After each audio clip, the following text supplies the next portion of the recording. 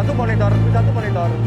Ini di depan Lawang Sewu banyak sekali PKL. Polisi Pamong Praja merupakan salah satu fungsi pemerintahan yang telah diterapkan sejak masa Hindia Belanda.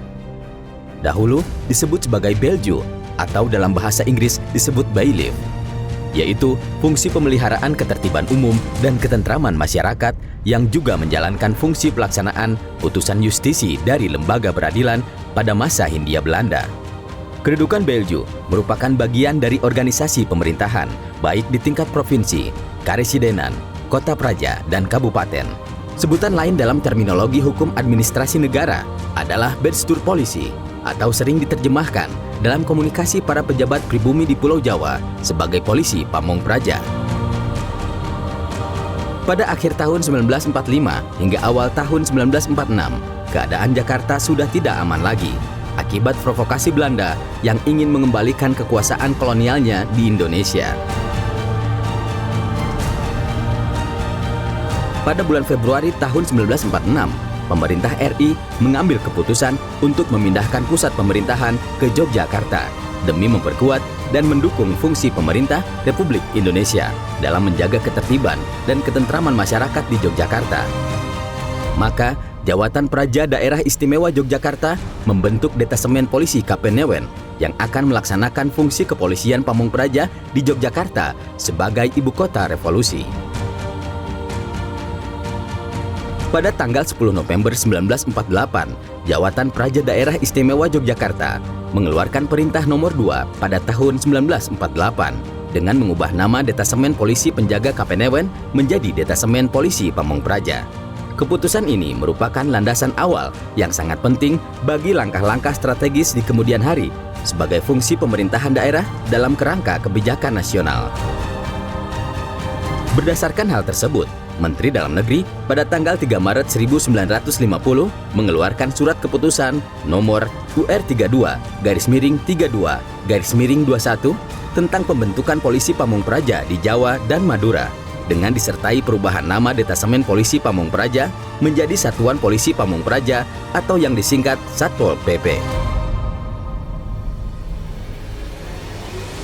Terkait dengan tugas kami di Satuan Polisi Pamong Praja, khususnya di Kabupaten Bangli, dalam penjabaran Indonesia Tertib, Bapak Bupati juga menginstruksikan kepada kami aparat Satuan Polisi Pamong Praja untuk dapat merubah mindset kita di dalam pelaksanaan tugas-tugas, baik dalam penegakan peraturan daerah maupun peraturan yang lainnya. Jadi, ke depan kita ingin menciptakan mindset daripada aparatur sipil negara kita, anggota Satuan Polisi Pamong Praja kita, yang lebih humanis, lebih santun, lebih ramah dalam rangka juga untuk mendukung program Indonesia Ramah. Hal inilah awal mula terbentuknya Satpol PP sebagai perangkat pemerintahan daerah dalam bingkai kebijakan nasional Pemerintah Negara Kesatuan Republik Indonesia. Dengan demikian, pada tanggal 3 Maret ditetapkan dan diperingati setiap tahunnya sebagai hari jadi Satuan Polisi Pamong Praja.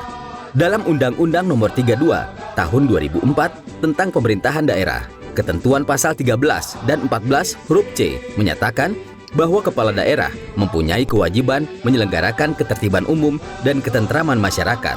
Hal ini juga diperjelas pada ketentuan pasal 27 ayat 1 huruf C yang menyatakan bahwa kepala daerah dan wakil kepala daerah dalam melaksanakan tugas dan wewenangnya mempunyai kewajiban memelihara ketentraman dan ketertiban masyarakat. Oleh karenanya, untuk memenuhi ketentuan-ketentuan tersebut, di provinsi, kabupaten, dan kota dibentuk Satuan Polisi Pamong Praja sesuai dengan amanat pasal 148 ayat 1 yang menyatakan bahwa untuk membantu kepala daerah dalam menegakkan peraturan daerah dan keputusan kepala daerah serta penyelenggaraan ketertiban umum dan ketentraman masyarakat dibentuklah Satpol PP. Tugas pokok dan fungsi Satpol PP adalah menjaga ketertiban umum dan ketentraman masyarakat dengan ramah, sehingga stigma masyarakat yang mengesankan bahwa Satpol PP di lapangan dipersepsikan dilakukan dengan cara-cara represif dapat dihilangkan. Dengan demikian, Satpol PP diharapkan mampu untuk mewujudkan penegakan secara baik, sehingga tidak ada kesan bahwa Satpol PP itu arogan dan identik dengan kekerasan dalam menjalankan tugas. sehingga masyarakat mempunyai rasa memiliki dan dapat bekerja sama membantu penegakan ketertiban dan ketentraman yang dibangun atas dasar kesadaran dan tanpa paksaan. Keramah-tamahan bukan sesuatu hal yang baru, dia adalah bagian dari esensi, watak, karakter bangsa kita. Hari ini kita diteguhkan, kita memenuhi panggilan sejarah untuk merawat keramah-tamahan itu. Dan Satpol PP menjadi bagian dari elemen bangsa ini untuk bersama-sama satu langkah untuk bergerak menjaga dan merawat itu. Keramah-tamahan harus ditampilkan menjadi karakter, menjadi watak, dan membiasa dalam setiap pelaksanaan tugas.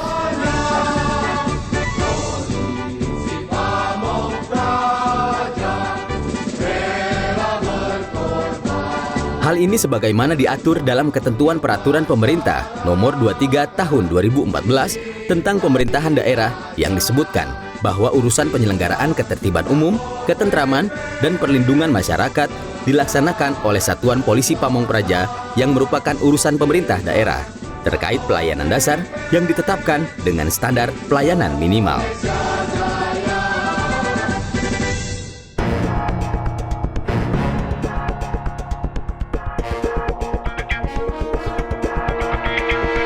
Dalam prakteknya, pembinaan Satpol PP tidak dapat dilakukan sendiri oleh Kementerian Dalam Negeri, namun harus didukung pula oleh kepala daerah, yaitu gubernur, bupati, wali kota, sebagai pembina teknis operasional sesuai dengan peraturan pemerintah nomor 6 tahun 2010 pasal 30 ayat 2. Tidak kalah pentingnya dukungan dari legislatif, yaitu DPR atau DPRD, sebagai representasi dari dukungan masyarakat terhadap keberadaan Satpol PP di daerah.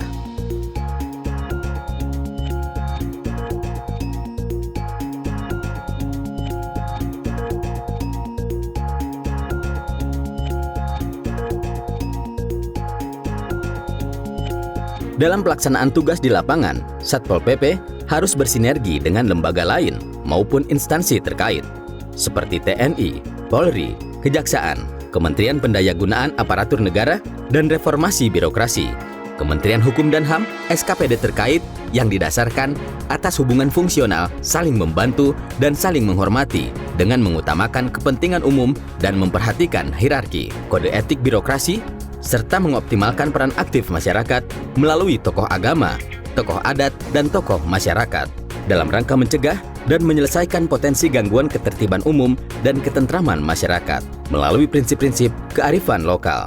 Terkait dengan upaya menuju Indonesia yang ramah, sebenarnya tema ini sangat strategis karena isu sentral dari kegiatan ini adalah memudarnya keramahan, kesantunan dari masyarakat yang kemudian berubah menjadi masyarakat yang beringas, masyarakat yang suka kekerasan, masyarakat yang selfish karena suka menyalahkan pemerintah secara sendirian sebagai pihak yang harus mengambil tanggung jawab. Nah, untuk itu pangkalnya adalah bagaimana membagi beban. Jadi bagaimana melibatkan masyarakat itu supaya pemerintah tidak sendirian lagi. Nah, sehingga upaya ini cerdas sekali. Upaya ini upaya cerdas dalam pengertian biasanya ketika aparat pemerintah menghadapi persoalan pelayanan publik, aparaturnya kurang, personilnya kurang, itu yang dilakukan cara bodoh itu adalah merekrut. Dan itu beban bagi keuangan pemerintah daerah. Kegiatan seperti ini memang tidak bisa dilakukan secara tunggal dari pusat langsung diterapkan pada 34 daerah provinsi di Indonesia. Karena ibarat jarak ini terlalu jauh dan mudah sekali menjadi distorsi begitu. Yang dimaui pusat apa yang terjadi di provinsi, bahkan nanti kalau turun di kabupaten, di grassroots, di kelurahan, desa dan sebagainya, itu menjadi sangat distorsi. Nah, cara mengurangi distorsi adalah kegiatan seperti ini dibuat lebih sering di semua tempat secara merata. Dengan cara demikian saya berharap pemahaman atau distorsi tadi menjadi lebih bisa diminimalisir. Pemahaman masyarakat itu akan menjadi dekat dengan keinginan pemerintah, khususnya yang di pusat, untuk bagaimana mereka kembali ke jati dirinya menjadi masyarakat Indonesia yang santun, yang ramah, kemudian yang suka istilahnya itu harmoni dan sebagainya.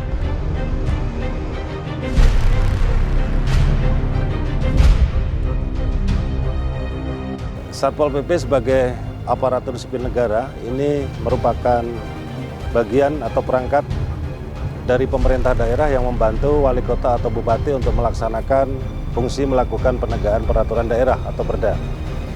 Di dalam pelaksanaannya kami ini selalu yang pertama tentunya bertugas dengan berpegang atau berpedoman sesuai dengan aturan ataupun sesuai dengan peraturan daerah yang ada.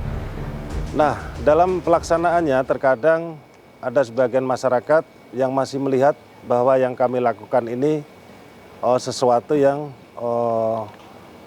berujung atau sesuatu yang beranggapan dekat dengan hal yang bersifat arogan. Padahal sebetulnya ini tidak ya, ini tidak terjadi manakala ya tidak ada perda yang dilanggar. Nah ini akhirnya pelaksanaan di lapangan dibutuhkan seni-seni atau sentuhan yang kita tekankan terus kepada anggota agar prinsipnya bisa bersifat lebih humanis.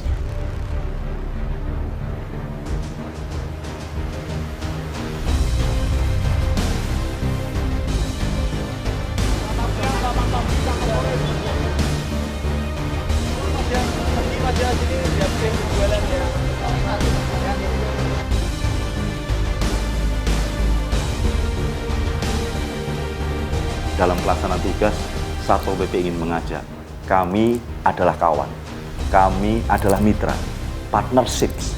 Maka Satpol PP bukanlah musuh, bukanlah sesuatu yang ditakuti. Perda harus kita tegakkan, pelanggar perda itu yang kita cari. Bersama Satpol PP, kita akan buktikan bahwa menegakkan peraturan itu keren banget. Dan keren itu adalah wujud keramataman.